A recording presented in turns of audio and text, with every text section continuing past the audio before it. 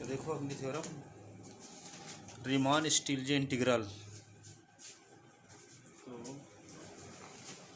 Riemann स्टील्जे integral में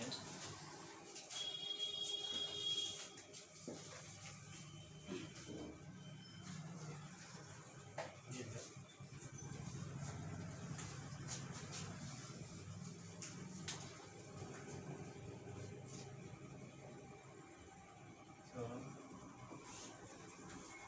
let f belong in RS alpha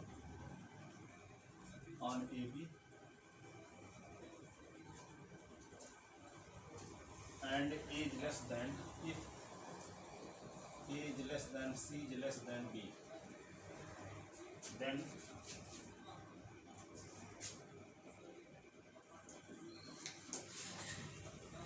f belong in RS and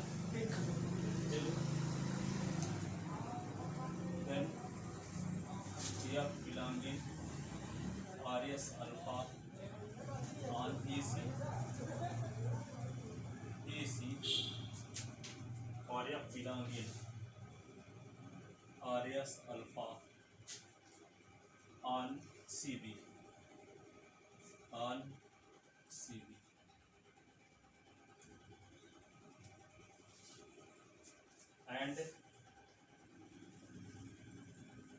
A से B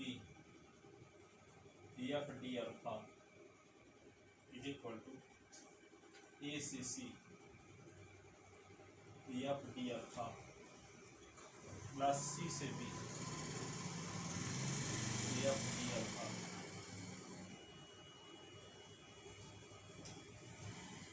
ठीक है, ये कहता है कि f क्या है, RS इंटीग्रेबल फंक्शन है क्लोज इंटरवल AB में, और C क्या है, A और B के बीच का कोई पॉइंट है।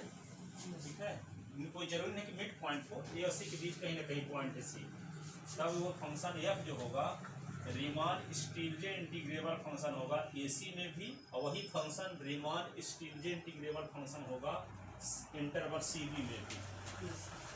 जबकि फंक्शन f क्या है, AB में रीमान स्टील्जे इंटीग्रेबल फंक्शन है, और A और B के बीचों बीच कहीं ना कहीं पॉइंट है। ऐसी कंडीशन में यह फंक्शन AC में भी रीमान स्टील्जे इंटीग्रेबल होगा, और ये फंक्शन यह है CB इंटरवल में भी रीमान स्टील्जे इंटीग्रेबल फंक्शन होगा। साथ ही आपको ये प्रूव करना है कि A से B f d alpha is equal to A से C f d अल्फा और प्लस C से B f d अल्फा। जो निश्चित समाकलन के गुणधर्म आप पढ़े थे, तीसरा A से B fx dx is equal to, पढ़े थे क्या, A से C fx dx plus C से B fx dx, ये पढ़े थे निश्चित समाकलन के गुणधर्म। जबकि A और C के B के बीच में C कोई पॉइंट है, ऐसे A is less than C is less than B, तो ऐसी कंडीशन में A से B fx dx is equal to ये होता है। तो इसी प्रकार समझने के लिए भी देख सकते हैं कि A से B f d alpha is equal to A से C f d alpha plus C से B f d अल्फा, जबकि C A और B के बीच कहीं ना कहीं पॉइंट। ठीक है ना, इसको प्रूफ करते हैं। Given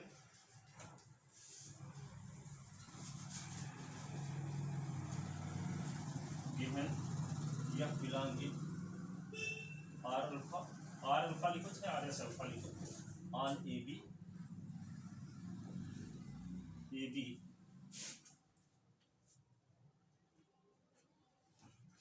that is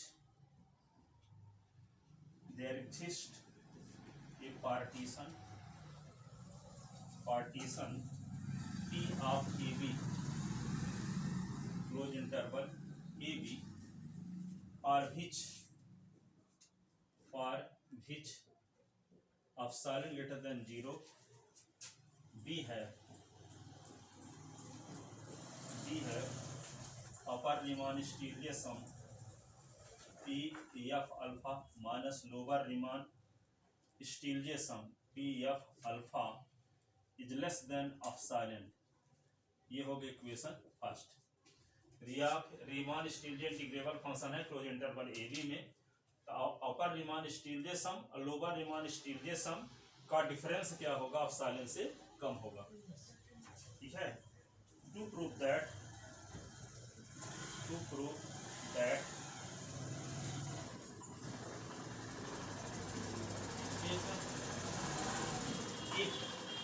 A is less than C is less than B,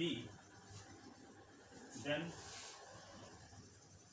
F belong in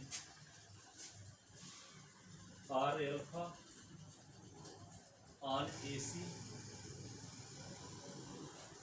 and F belong in R alpha on CB and A से B F D alpha is equal to A से C F D alpha plus C से B F D alpha, ऐसे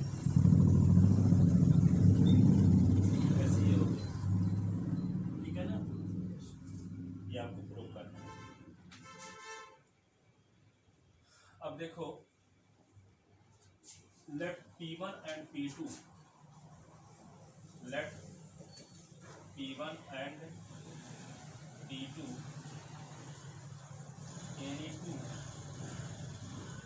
any two partition of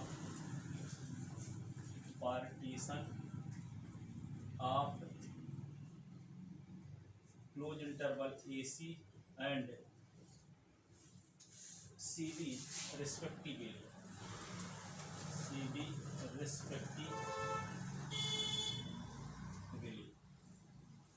AC का partition P1 है और CB का partition P2, ठीक है।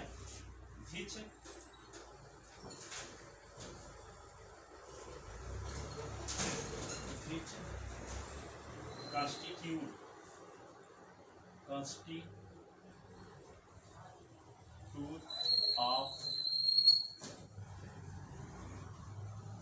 constitute element of partition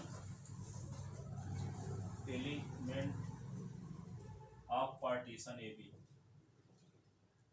partition close interval AB,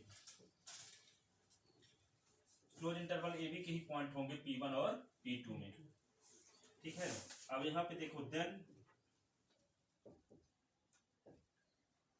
in view of equation first we can write क्या हम लिख सकते हैं, upper Riemann Stieltjes sum P1 F alpha minus lower Riemann Stieltjes sum P1 F alpha is less than epsilon, ये equation हो गया second. And upper Riemann P2 F alpha minus lower Riemann P2 F alpha is less than epsilon, equation हो गया third, ठीक है। P1 partition माने है AC का और P2 पार्टीशन माने है CB का, ठीक है। ये दोनों कंडीशन सेटिस्फाई होगी। From equation second and third we conclude that, from equation second and third we conclude, यानी हम निष्कर्ष में पहुंचते हैं, conclude that F belong in R alpha on AC and F belong in R alpha on CB, R alpha on AB, R alpha on CB, ठीक है। इसका अर्थ ये हुआ इक्वेशन सेकंड और थर्ड से जब ये कंडीशन सेटिस्फाई हो जाती है तो जानते हो if and only if condition है इसके लिए, या रीमान RS इंटीग्रेबल फंक्शन होता है यदि और केवल यदि ये कंडीशन सेटिस्फाई होती है तो यह क्या होगा, रीमान स्टीलजे इंटीग्रेबल फंक्शन होगा। यदि यह रीमान स्टीलजे इंटीग्रेबल फंक्शन है तो कंडीशन सेटिस्फाई होगी, ठीक है ना। तो यहाँ पे ये आ गया, लिख लेना ना। देयरफॉर ऐसी कंडीशन में lower Riemann Stieltjes integral A bar से C F D alpha is equal to ए से C bar F D alpha is equal to ए से C F D alpha. Equation क्या हो गया ये 4। एंड सी बार से B F D alpha is equal to C से B bar F D alpha is equal to C से B F D alpha. ठीक है ना, ये इक्वेशन क्या हुआ 5। जब कोई function Riemann stereo integrable function होता है, ठीक है, तो लोअर रीमान स्टीरियो इंटीग्रल अपर रीमान स्टीरियो इंटीग्रल के बराबर होता है कि नहीं। लोअर रीमान स्टीरियो इंटीग्रल अपर रीमान स्टीरियो इंटीग्रल के बराबर होता है। तो जब दोनों बराबर हो जाता है तो दोनों का कॉमन वैल्यू जब लिखते हैं तो बार नहीं लिखते। ठीक है, ये भी दोनों इक्वल होगा तो यहाँ पे बार नहीं लिखते। ठीक है, तो कहीं भी इस प्रकार का रहेगा, चाहे नीचे बार लगा हो चाहे ऊपर बार लगा हो, उसके स्थान पे हम ये लिखने के लिए फ्री हैं। चाहे इसमें भी नीचे बार लगा हो चाहे ऊपर बार लगा हो, तो हम ये लिखने के लिए फ्री हैं, क्योंकि एफ को हम दिखा चुके कि एसी में रीमान स्टीरियो इंटीग्रेबल फंक्शन है और एफ क्या है सीबी में भी रीमान स्टीरियो इंटीग्रेबल फंक्शन है, क्योंकि ये रीमान स्टीरियो इंटीग्रेबल फंक्शन के नेसेसरी एंड सफिशिएंट कंडीशन को सेटिस्फाई कर रहा है। ठीक है ना, ये इसका नाम क्या रख ले इक्वेशन 4th एंड 5th लिख देना। Since P is partition of since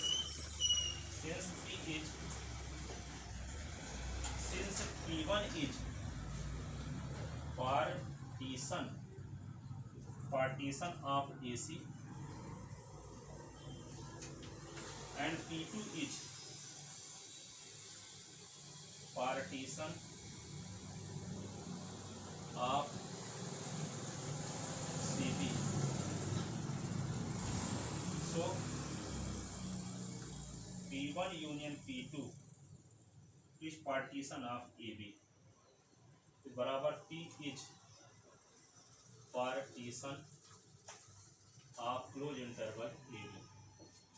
दोनों का यूनियन कर देंगे तो जो आएगा उसको P नाम रख दिए, P1 union P2 is partition of AB, partition of AB। ठीक है, लिख लेते ना।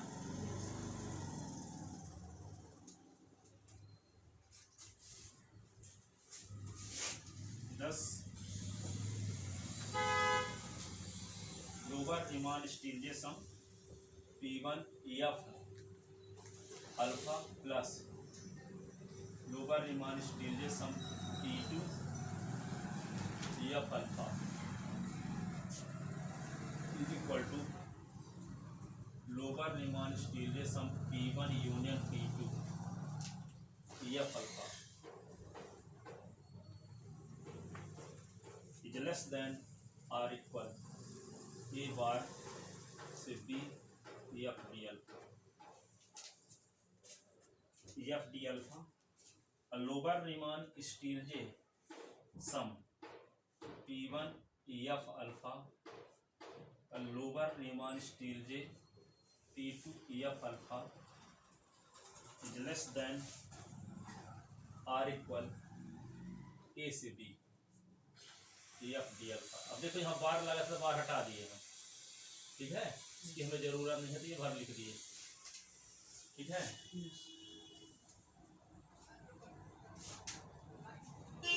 चूंकि F belong with R S alpha implies, ऐसी कंडीशन में ए बार से बी, ए बार से ये क्वेश्चन में दिया है ना, F R S integrable function है क्लोज इंटरवल ए बी में। ऐसी कंडीशन में ए बार से बी एफ डी अल्फा बराबर ए से B bar F D alpha बराबर एफ डी अल्फा बराबर ए से B F D alpha. Common value लिख देंगे। ये जो ए से नीचे ऊपर से सेकंड लाइन है, इसमें से वो कहाँ गया है एल P1 यूनियन P2, क्या सेकंड वाली लाइन नहीं, ये इसके बराबर होता है और ये इससे छोटा होता है, तो ये इसकी हमें जरूरत नहीं है, तो ये इसके इक्वल लिख सकते हैं। ठीक है। अब यहाँ पे बार क्यों हटा दिए, क्योंकि आपको आपके बारे में पता है क्लोज इंटरवल ए बी में रीमान स्टीलजे इंटीग्रेबल फंक्शन है। तो ए बार से बी और ए से B bar F D F दोनों सेम होंगे, जब दोनों सेम होंगे तो बार हटा देंगे तो ए से B F D F. On taking supremum of left hand side of A bar with respect to partition P1 and P2, देखो on taking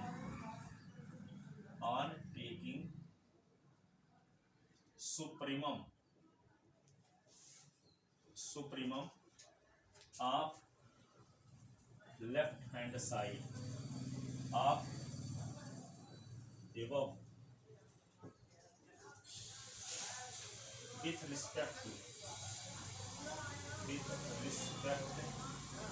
to partition P1 and P2, partition P1 and P2 respectively we have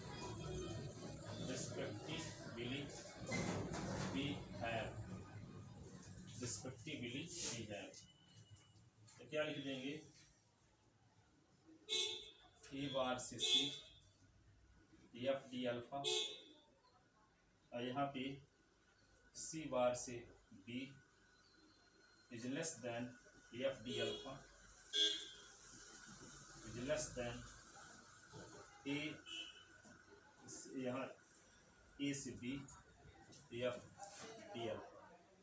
देखो यहाँ पे इसका हम दोनों का क्या ले लिए, सुप्रीमम। लोअर रीमान सम के सुप्रीमम को ही क्या कहते हैं, लोअर रीमान इंटीग्रल। यहाँ भी इसका सुप्रीमम लिए हैं, लोअर रीमान इंटीग्रल ये भी है और लोअर रीमान सम भी है। ये लोअर रीमान सम है, लोअर रीमान स्टीलजे सम है, लोअर रीमान स्टीलजे सम है। लोअर रीमान स्टीलजे सम के सुप्रीमम को कहते हैं लोअर रीमान स्टीलजे इंटीग्रल। इसका सुप्रीमम लिया है, इसका सुप्रीमम लिया, जब सुप्रीमम ले लेंगे तो क्या बन जाएगा, लोअर रीमान स्टीलजे इंटीग्रल बन जाएगा। ठीक है, ये लोअर रीमान स्टीलजे सम था, ये भी लोअर रीमान स्टीलजे सम था। ये पार्टीशन P1 का था, ये पार्टीशन P2 का था। तो लोअर रीमान स्टीलजे सम का जो लोअर रीमान है तो उसका सुप्रीमम लेना पड़ता है और अपर है तो इन्फीमम लेना पड़ता है। ये लोअर रीमान स्टीलजे सम है, तो इसका जब हम सुप्रीमम ले लेंगे तो ये कहलाएगा लोअर रीमान स्टीलजे इंटीग्रल और ये भी कहलाएगा लोअर रीमान स्टीलजे इंटीग्रल। और P1 पार्टीशन है किस क्लोज इंटरवल AC का और P2 पार्टीशन है क्लोज इंटरवल CB का, इसीलिए यहाँ पे A बार से C लिखा गया, यहाँ C बार से B लिखा गया, क्योंकि P1 पार्टीशन है AC इंटरवल का और P2 पार्टीशन है CB इंटरवल का। ठीक है, तो यहाँ पे P1 पार्टीशन का लोअर रीमान सम निकाल करके उसका सुप्रीमम ले लें तो वह कहलाएगा लोअर रीमान स्टीलजे इंटीग्रल। ठीक है, और P2 पार्टीशन का लोअर रीमान स्टीलजे सम निकाल करके उस सुप्रीमम ले लें तो वे कहलाएगा लोअर रीमान स्टीलजे इंटीग्रल। इसको डिनोट करने की परंपरा ये और ये है, ए बार से सी एफ डी अल्फा और सी बार से बी एफ डी अल्फा। इसको बहुत उतार दिए इस वाले, ठीक है ना। और इसका नाम इक्वेशन क्या रख दिए, 6, क्या रख दिए 6। अब देखो सिमिलरली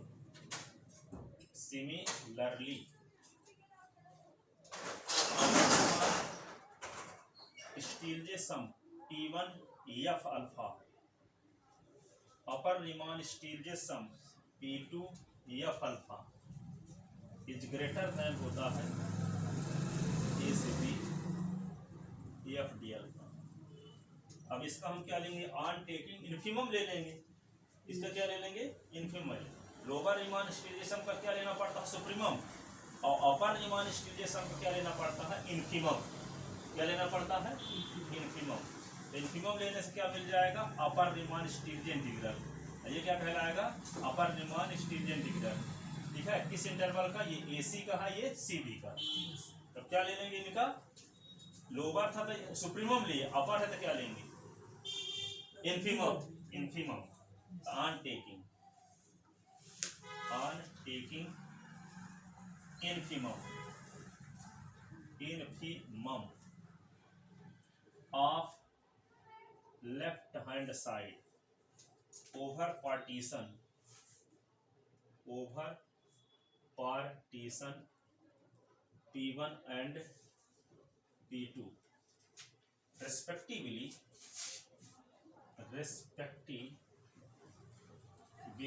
we have तो क्या होगा A से C bar F D alpha फिर प्लस C से B bar F D alpha is greater than or equal a से बी एफ डी अल्फा ये आ गया ठीक लेता ना।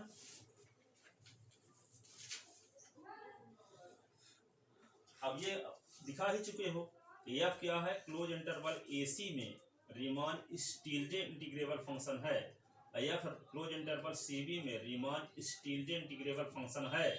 यहाँ बार और हटा सकते हैं ठीक है ना, तो आगे वही लिखने वाले हैं। इम्प्लाइज इसी को लिख सकते हैं हम ए से, यहाँ लिख दो from 4 and 5 from equation 4 and 5 a से C F D alpha plus c से B F D alpha is greater than or equal a से बी एफ डी अल्फा। ऐसे ये इक्वेशन हो गया 7। फ्रॉम इक्वेशन 6, 7 वी कंक्लूड दैट, हम इस निष्कर्ष में पहुंचते हैं फ्रॉम इक्वेशन कौन 6 and 7 we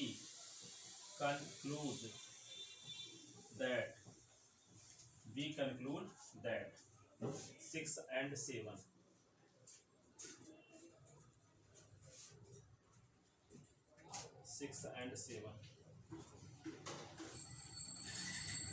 दोनों इक्वल होंगे। यहाँ पे देखो ये जो 6 लिखा गया है ना, इसका बार हम हटाए नहीं थे ना, एक लाइन इसी को और लिख देते हैं हम, बार हटा के ए से सी एफ डी अल्फा, वही का स्थान होता है लिख लो, सी से B F D alpha is less than a से बी एफ डी अल्फा। ये है इक्वेशन 6 और ये है 7 ठीक है। तो ये आप जानते ही हो, यदि a is less than or equal b और a is greater than or equal b तो implies A is equal to b होता है। A less than or equal b हो और a is greater than or equal b हो तो ए equal to b होता है। ऐसे सबसेट में भी होता है, ए सबसेट ऑफ बी और ए सुपरसेट ऑफ बी तो implies A is equal to B ठीक है। तो यहाँ पे रियल एनालिसिस में नंबर होता है तो रियल, तो यहाँ पे देखो ये बड़ा भी है इधर इससे और ये छोटा भी है इससे, यहाँ से देखो ठीक है। फ्रॉम इक्वेशन ये 6 है और ये 7, फ्रॉम equation 6 and 7 we conclude that, हम इस निष्कर्ष में पहुंचते हैं क्या ए से सी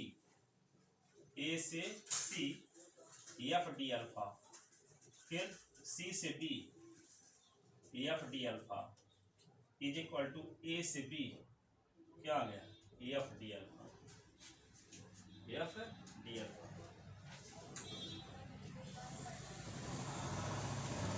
देख लिया ना, प्रूफ हो गया, एल्स प्रूफ है इसे करना।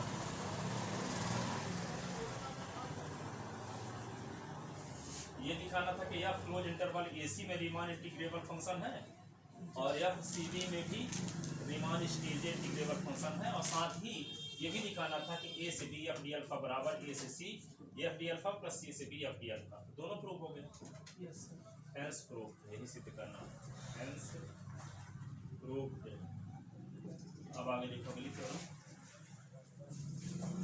आज हम सेकंड ईयर वालों छुट्टी कर लिए अब पढ़ाने की वजह से, सेकंड ईयर वालों को 9th वालों ठीक है। चलो देखो आज लिख लेता ना,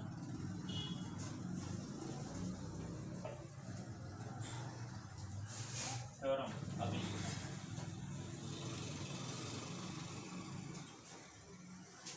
तो नेक्स्ट लेक्चर में बताते हैं।